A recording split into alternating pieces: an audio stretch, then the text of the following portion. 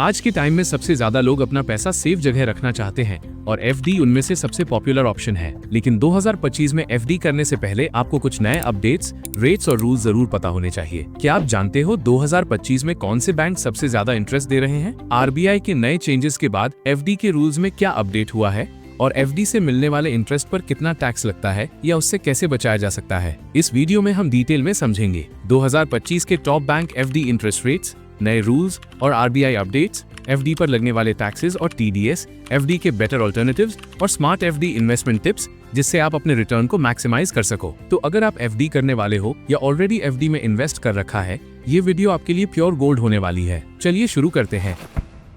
अब बात करते हैं 2025 के एफडी इंटरेस्ट रेट्स की। देखो, हर साल आरबीआई के रेपो रेट के हिसाब से बैंक्स अपने एफडी रेट्स बढ़ाते या कम करते हैं। 2025 में ज्यादातर बैंक्स ने अपने रेट्स को थोड़ा स्टेबल रखा है, लेकिन कुछ बैंक्स अच्छा रिटर्न दे रहे हैं। अगर हम टॉप 5 बैंक्स की बात करें, एसबीआई में अगर आप 2 से 3 साल के लिए एफडी करते हो तो जनरल कस्टमर्स को लगभग 6.45% और सीनियर सिटीजन्स को 6.95% तक इंटरेस्ट मिल रहा है। एचडीएफसी बैंक में 18 से 21 महीने के लिए रेट लगभग 6.60% है और सीनियर सिटीजन्स के लिए 7.10% तक। आईसीआईसीआई बैंक भी कुछ ऐसा ही दे रहा है। 2 साल के टेन्योर पर जनरल कस्टमर्स को 6.60% और सीनियर सिटीजन्स को 7.10% तक। एक्सिस बैंक में 1 साल के लिए एफडी करने पर अराउंड 6.75% तक का रेट मिल रहा है, जबकि आईडीएफसी फर्स्ट बैंक में कुछ टेन्योर पर 7.75% तक का इंटरेस्ट मिल रहा है। तो आप देख सकते हो 2025 में ज्यादातर बड़े बैंक्स 6% से 7% के बीच इंटरेस्ट दे रहे हैं और अगर आप सीनियर सिटीजन हैं तो आपको हर बैंक में लगभग 0.50% ज्यादा मिलता है। लेकिन याद रखो, हर बैंक का रेट अलग टेन्योर पर थोड़ा बदलता है, मतलब 1 साल, 3 साल या 5 साल के लिए रेट सेम नहीं होता। इसलिए एफडी करने से पहले हमेशा ये चेक करो कि कौन सा बैंक और कौन सा टेन्योर आपके लिए बेस्ट रिटर्न दे रहा है। अब बात करते हैं एफडी से जुड़े कुछ नए रूल्स और आरबीआई के अपडेट्स की, जिनके बारे में बहुत लोगों को अभी तक पता भी नहीं है। देखो, 2025 में एफडी के रूल्स में कुछ छोटे छोटे चेंजेस हुए हैं जो आपको एफडी करने से पहले जरूर समझने चाहिए। पहला अपडेट है आरबीआई रेपो रेट से रिलेटेड। आरबीआई ने पिछले कुछ महीनों में अपना रेपो रेट स्टेबल रखा है और इसी वजह से बैंक्स के एफडी इंटरेस्ट रेट्स भी ज्यादा बदले नहीं हैं। लेकिन अगर फ्यूचर में रेपो रेट बढ़ता है तो एफडी के रेट्स भी बढ़ेंगे। मतलब सिंपल है, एफडी के रेट आरबीआई के डिसीजन पर डिपेंड करते हैं। दूसरा अपडेट है डीआईसीजीसी इंश्योरेंस से रिलेटेड। आपको पता होना चाहिए कि अगर कोई बैंक कभी भी बंद हो जाता है तो आपके पैसे का इंश्योरेंस सिर्फ 5 लाख रुपए तक ही होता है। इसमें आपका प्रिंसिपल और इंटरेस्ट दोनों शामिल होते हैं। चाहे वो एसबीआई हो, आईसीआईसीआई हो या कोई भी बैंक, 5 लाख रुपए से ज्यादा पैसा सेफ नहीं माना जाता। इसलिए बड़े अमाउंट के लिए अलग अलग बैंक्स में एफडी करना स्मार्टर होता है। तीसरा इंपॉर्टेंट पॉइंट है ऑटो रिन्यूअल और प्रीमेच्योर विथड्रॉल का।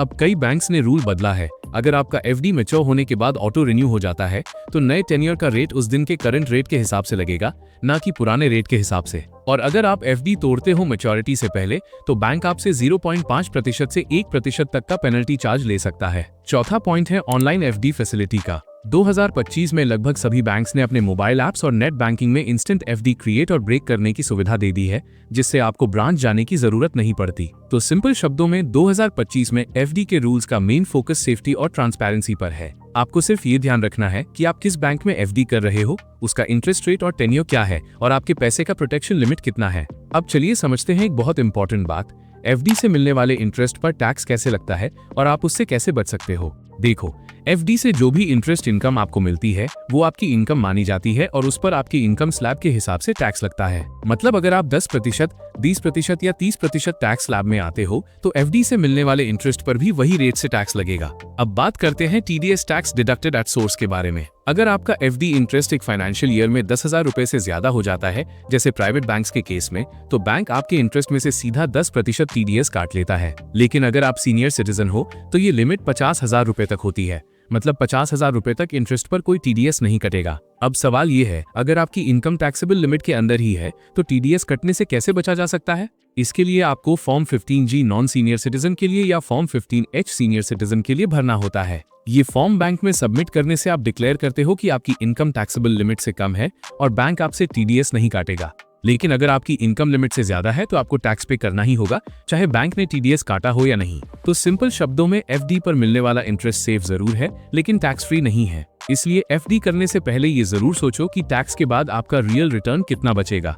अब एक इम्पॉर्टेंट पॉइंट समझते हैं। अगर आपको लगता है एफडी सेफ तो है लेकिन रिटर्न थोड़ा कम मिल रहा है, तो एफडी के कुछ ऑल्टरनेटिव्स भी आज अवेलेबल हैं जहां आपको थोड़ा ज्यादा रिटर्न मिल सकता है। पहला ऑप्शन है पोस्ट ऑफिस टाइम डिपॉजिट। ये बिल्कुल एफडी जैसा ही होता है, बस बैंक के बदले आप अपना पैसा पोस्ट ऑफिस में डिपॉजिट करते हो। इसमें गवर्नमेंट का बैकिंग होता है, इसलिए सेफ्टी 100% होती है। इसका इंटरेस्ट रेट भी काफी अच्छा होता है, जैसे 1 साल के लिए लगभग 6.9% और 5 साल के लिए 7.5% तक मिलता है। दूसरा ऑप्शन है कॉर्पोरेट एफडी। ये प्राइवेट कंपनीज के द्वारा दी जाती है, जिसमें रिटर्न नॉर्मल एफडी से ज्यादा होता है, कहीं कहीं 8% या 8.5% तक। लेकिन इसमें थोड़ा रिस्क भी होता है क्योंकि कंपनी डिफॉल्ट कर सकती है। इसलिए अगर आप कॉर्पोरेट एफडी करते हो तो हमेशा AAA रेटेड कंपनी में ही इन्वेस्ट करना। तीसरा ऑप्शन है डेट म्यूचुअल फंड्स।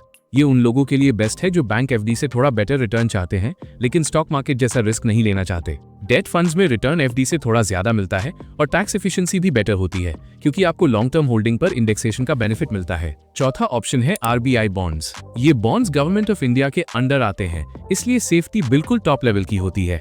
इसमें करंटली अराउंड 7.15% फिक्स्ड इंटरेस्ट मिलता है और ड्यूरेशन होती है 7 साल। मतलब रिस्क ऑलमोस्ट जीरो है, लेकिन आप पैसा 7 साल से पहले नहीं निकाल सकते। तो अगर आप सेफ इन्वेस्टर हो और एफडी के अलावा बेटर रिटर्न चाहते हो तो ये ऑप्शंस आप जरूर कंसिडर कर सकते हो। बस ध्यान ये रखो कि रिटर्न के साथ सेफ्टी भी इक्वली इंपॉर्टेंट है। हर जगह पैसा लगाने से पहले उसका रिस्क और लॉक इन पीरियड जरूर समझो। अब बात करते हैं कुछ स्मार्ट एफडी इन्वेस्टमेंट टिप्स की, जिससे आप अपने रिटर्न को मैक्सिमाइज कर सको और अपना पैसा सेफ भी रखो। पहली टिप है एफडी लैडरिंग स्ट्रैटेजी। इसका मतलब है अपना पूरा पैसा एक ही टेन्योर में न लगाना। जैसे मान लीजिए आपके पास 3 लाख रुपए हैं, तो पूरा 3 लाख रुपए 1 साल के लिए एफडी में मत लगाइए, बल्कि 1 लाख रुपए 1 साल के लिए, 1 लाख रुपए 2 साल के लिए और 1 लाख रुपए 3 साल के लिए लगाइए। इससे फायदा ये होता है कि आपको हर साल एक एफडी मैच्योर होती मिलेगी और आप नए रेट के हिसाब से री इन्वेस्ट कर पाओगे। ये एक स्मार्ट और फ्लेक्सिबल अप्रोच होती है। दूसरी टिप है शॉर्ट टर्म और लॉन्ग टर्म एफडी में बैलेंस रखो। शॉर्ट टर्म एफडी से लिक्विडिटी मिलती है, मतलब जरूरत पड़ने पर पैसा निकाल सकते हो, जबकि लॉन्ग टर्म एफडी थोड़ा बेटर रिटर्न देती है। दोनों का कॉम्बिनेशन बनाना बेस्ट होता है। तीसरी टिप है इन्फ्लेशन का हमेशा ध्यान रखो। एफडी आपको फिक्स रिटर्न जरूर देती है, लेकिन अगर इन्फ्लेशन 6% है और एफडी का रेट भी 6% ही है, तो रियल में आपका पैसा बढ़ा नहीं, बस वैल्यू मेंटेन कर रहा है। इसलिए अपने पोर्टफोलियो में थोड़ा डाइवर्सिफिकेशन रखो ताकि इन्फ्लेशन से आगे निकला जा सके। चौथी टिप है अलग अलग बैंक्स में एफडी रखो। DICGC इंश्योरेंस के हिसाब से एक बैंक में 5 लाख रुपए तक का पैसा ही सेफ माना जाता है।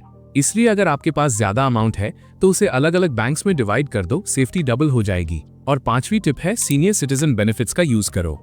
अगर आप या आपके घर में कोई सीनियर सिटीजन है तो एफडी उनके नाम से करवाना फायदेमंद होता है, क्योंकि उन्हें हर बैंक में लगभग 0.50% एक्स्ट्रा इंटरेस्ट मिलता है। तो ये थी कुछ सिंपल लेकिन पावरफुल टिप्स जो 2025 में एफडी करने से पहले जरूर ध्यान में रखनी चाहिए, क्योंकि एफडी सिर्फ पैसा रखने का ऑप्शन नहीं, बल्कि सही तरीके से यूज करने पर एक स्ट्रॉन्ग फाइनेंशियल प्लानिंग टूल भी बन सकता है। अगर हमने कोई भी इन्फॉर्मेशन मिस कर दी हो तो कॉमेंट में हमसे पूछ सकते हो, और वीडियो अच्छी लगी होगी तो वीडियो को लाइक और चैनल को सब्सक्राइब जरूर करें।